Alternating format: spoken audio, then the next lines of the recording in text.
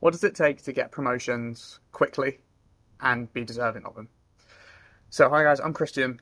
I've owned and currently own three, six, seven, and soon to be eight-figure businesses. I've employed over 200 people, and this question is a really easy one to answer. So, I'm going to give you a few simple frameworks of the best people that I've ever hired and what we look for when trying to find someone who is going to be that person, an A player, if you will. The first thing is to be intelligent. And that doesn't mean you have to be book smart. Intelligence is simply the rate at which you learn, right? Simply put, nice and easy. And all learning is given the same set of conditions, the same criteria, you have a change in behavior. If that's the case, you have learned, right? Nice and simple.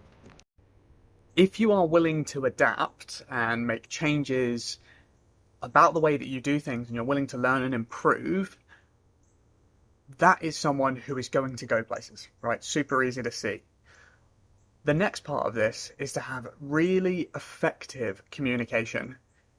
And what I mean by this is just simply if you do not understand or you're missing a piece of information or there's something that you're thinking, okay, maybe there's an implication here, just check. That's it. Just put your hand up and be like, hey, I'm not actually sure what you mean by this thing. Is it this? Is it that? And then in the same vein, if you have questions, come with solutions to those questions. Be like, hey, so this is the situation I've got. Here's the solution I'm thinking. Is that the right thing to do? Or maybe this one. And then, from an employer's perspective, I can go, yep, great, A, go for it. Or be like, no, thank you so much for coming up with ideas. They're not going to be the most effective solutions for these reasons. So what we're going to do in this scenario is this one. Okay, and then the next time you know exactly what to do now and the thought process that goes behind it. Most companies, if they're decent, won't have systems for the sake of systems. They're there to make your job easier. There are SOPs and all that sort of stuff just to make life more reliable, have more consistent results, and make your job more enjoyable, simply put, right? The next one is about, again, communication, but more so staying true to your word. So if you've been asked to do something and you give your word to say, yep, I got it, right? So when you say I've got it, what that means is you know exactly what to do, how to do it, when to do it, right? And you're going to get it done to the best of your ability. So that's what it means. So if you know exactly all of those things, you can be like, great, I've got it, leave it with me. Okay? That tells me that you've completely understood everything. You've thought about any miscommunications, implications, anything that you're missing to go ahead and do this task. Now, I don't expect anyone to be perfect. And, owning your shortcomings or owning where you're unsure, that's what makes you an A player and going out and finding the solutions to them. And that's what will get you a promotion. It's not being perfect. Perfection is an illusion. People will fail, you will fail, I fail all the time. But it's being able to admit the mistakes and go and achieve the outcome despite them anyway. Cool? So those ones are all really simple, really applicable, and just do it. Right? I think, in my opinion, they all come down to qualities of a great person. Someone who's going to be good in a relationship, and that's what work is a relationship. Someone who follows through on their word and is intelligent or is a go-getter, right? Those are the sorts of things that you would describe someone who gets promotions quickly. Now, the last one, this is a bit harder and a bit less tangible. So in all of the stories that are ever told, the greatest heroes in any story are the ones who don't want to be heroes, right? They don't want to be the CEOs, they don't want to be the managers, they don't want to be that. And straight up I can admit, I don't want to manage people, it's a pain in the arse, having to chase people to get their work done.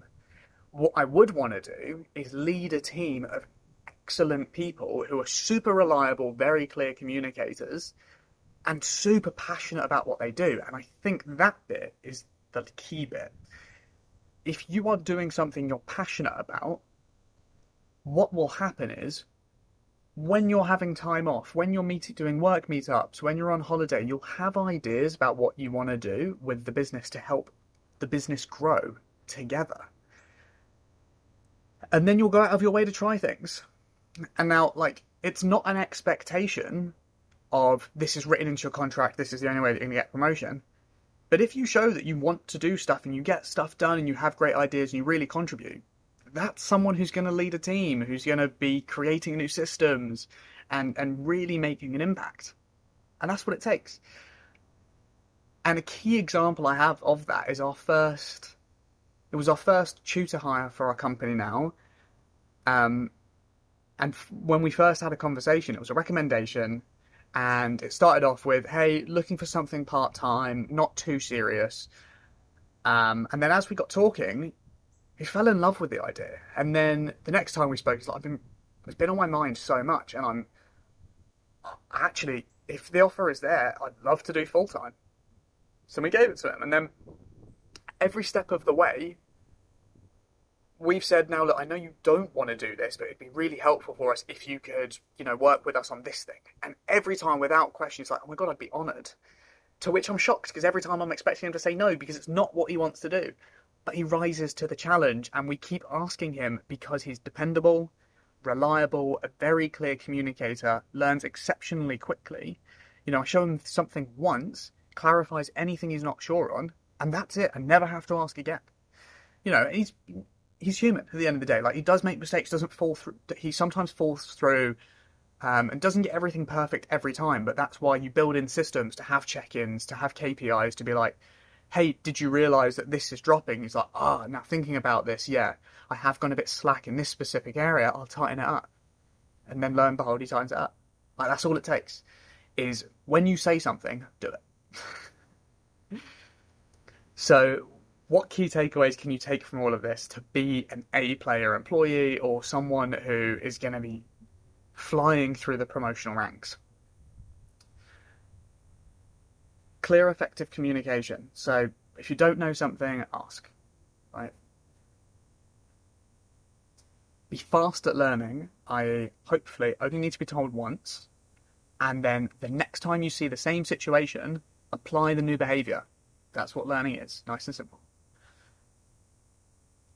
And the last one is kind of be passionate, and the rest of it will come. Be passionate, have ideas, have suggestions, be someone dependable who people would come and ask opinions for. Being like, hey, I'm thinking of doing this, what do you think? And then genuinely think about it, like soundboard it, come up with good ideas, and then you might be given the opportunity to lead the project. And then if you are, say, okay, I got it, and actually deliver on it. Cool, that's it. My thoughts for the day. Peace.